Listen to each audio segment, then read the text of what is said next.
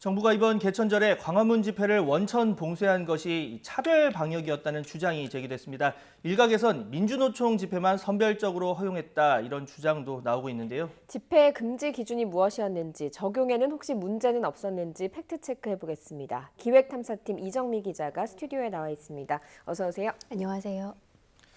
자, 먼저 이 차별 방역이라고 주장을 하는데 구체적으로 이 차별 방역이라는 게 뭐 어떤 내용입니까? 네, 인터넷을 보면 상당히 다양한 주장들이 있습니다. 예.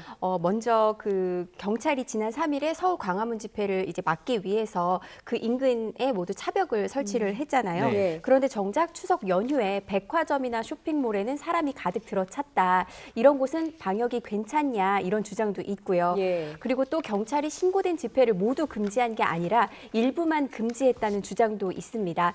특히 민주노총 집회만 선택적으로 허용했다는 주장은 인터넷 기사로까지 등장을 했습니다. 예. 화면을 보시면 지금 나오죠. 개천절에 사전 신고된 집회 가운데 1,159건이 허용이 됐는데 민노총 집회다. 이런 내용의 기사도 등장을 했습니다. 예, 좀 하나씩 확인을 해보도록 하겠습니다. 개천절에 실제로 민노총 집회만 선택적으로 허용이 됐다고 보시는지요? 실제로 선택적으로 집회를 허용을 했다면 문제가 될 일이죠. 예. 언론에서도 다뤄야 할 부분입니다. 그래서 저희가 팩트체크를 했는데 결론부터 말씀을 드리자면 그건 아니었습니다. 그 지난 광복절에는 광화문 집회를 금지를 하면서 민주노총 기자회견은 허용을 하기도 해서 논란이 일기도 했는데요. 네. 이번 개천절은 분명히 아니었습니다. 네. 제가 그 한병도 의원실을 통해서 개천절에 경찰에 신고된 집회 1,344건을 모두 입수해 봤는데요. 네. 바로 이 자료입니다. 여기서 보시면 배경이 빨간색으로 된 것이 금지된 집회고요. 요 다음 장을 보시면 이 배경이 파란색으로 된 부분은 허용이 된. 네, 허용이 된 예. 집회입니다. 여기서 제가 민주노총과 관련된 집회를 이렇게 형광펜으로 표시를 해봤는데요. 이 빨간색 금지된 집회에도 민주노총 집회가 포함이 돼 있고요. 네. 이렇게 파란색 허용된 집회 가운데도 민주노총 집회가 포함이 돼 있었습니다. 예. 그래서 저희가 이 1,344건을 모두 분석을 한번 해봤는데요. 예. 화면으로 한번 보시면 저희가 정리를 했습니다. 네. 이 1,344건 가운데 금지된 집회는 185건이었습니다. 그런데 이 가운데 절반 이상인 111건이 민주노총 관련 집회였습니다.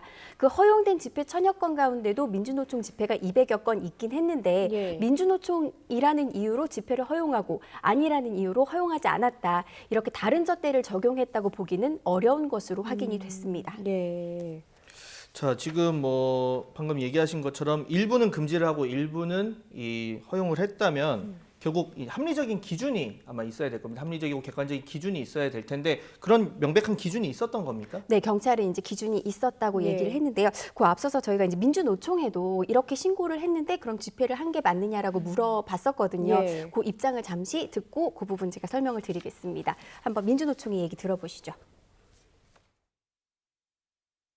추석 연휴 기간 동안 집회를 하지 않았고, 그리고 그 기간 동안 집회 신고한 건 다 반려됐어요.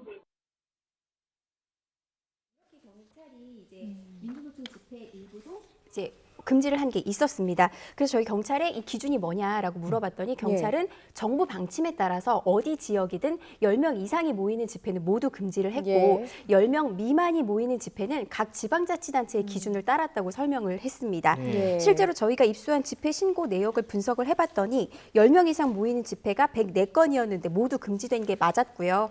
10명 미만이 모이는 집회 1,240건 가운데는 81건이 금지된 것으로 확인이 됐습니다. 예. 그런데 여기서 저희도 의문이 생겼습니다. 10명 미만의 집회는 무슨 기준으로 허용과 금지를 나눴느냐. 여기서 좀 의문이 생겼는데요. 경찰은 이에 대해서 서울 종로구나 중구 등은 모든 집회를 금지했기 때문에 다 금지를 했고 서초구 등에서는 인원이 늘어날 가능성이 큰 곳을 금지 장소로 정했기 때문에 금지 장소로 지정된 곳에서는 10명 미만이라도 집회를 금지했다. 이렇게 설명을 했습니다. 예, 경찰 말에 따르면 구청마다 기준이 다르다 이렇게 설명을 한 건데 이건 사실로 확인이 됐습니까? 네, 저희가 그것도 의문이 생겨서 확인을 해봤습니다. 그 금지했다는 구청 쪽에 확인을 해봤는데요. 예. 먼저 구청의 말 들어보고 계속 얘기 이어가겠습니다. 네. 다른 구청은 모르겠어요. 아예 집회를 그만하자. 왜냐면 집회 때문에 자꾸 이렇게 걱정을 많이 하니까 사람들의. 이 근거가 감염병 예방법입니다. 그래서 네. 감염병 예방법을 찾아봤더니 시장이나 군수, 구청장이 감염병 예방을 위해서라면 자체적으로 집회를 금지할 수 있도록 규정이 돼 있었습니다. 예. 만약에 사람이 많이 모여서 감염병 확산 우려가 있다라고 판단한다면 특정 구청에서는 이 집회 금지 기준을 더 강화하거나 혹은 또 약화할 수도 있는 겁니다. 논란이 있을 수 있겠네요. 네, 그렇습니다. 이 부분에서 저희도 이게 차별 방역이라는 해석을 나올 수도 있겠구나. 그런데 궁금한 게 그러면 구마다는 다를 수 있지만 구 내부에서는 똑같이 적용을 한 겁니까? 구 내부에서 적용을 했는데 이런 겁니다. 예를 들어서 종로구나 중구는 모든 집회를 금지했습니다. 그러면 모든 구가 똑같이 적용이 되겠죠. 그렇죠. 그런데 예를 들어 서초구는 사람들이 많이 모일 수 있는 이곳은 집회를 금지한다 하면 그곳은 금지가 되는 거고요. 그 외의 장소에서 2명이 기자회견을 한다. 이런 거는 또 허용이 되는 겁니다. 구별로 서로 다르지만 각 구 내에서는 똑같은 방침을 적용을 그렇죠. 했겠네요. 예, 같은 기준, 같은 장소가 적용이 됐을 겁니다. 하지만 이제 사별 방역이라는 이제 의혹을 제기하는 쪽에서는 아니 종로구에는 사람이 모이면 위험하고 뭐 중랑구에는 모이면 안 위험하냐 이런 의견을 그렇죠. 제시를 예. 할 수는 있습니다.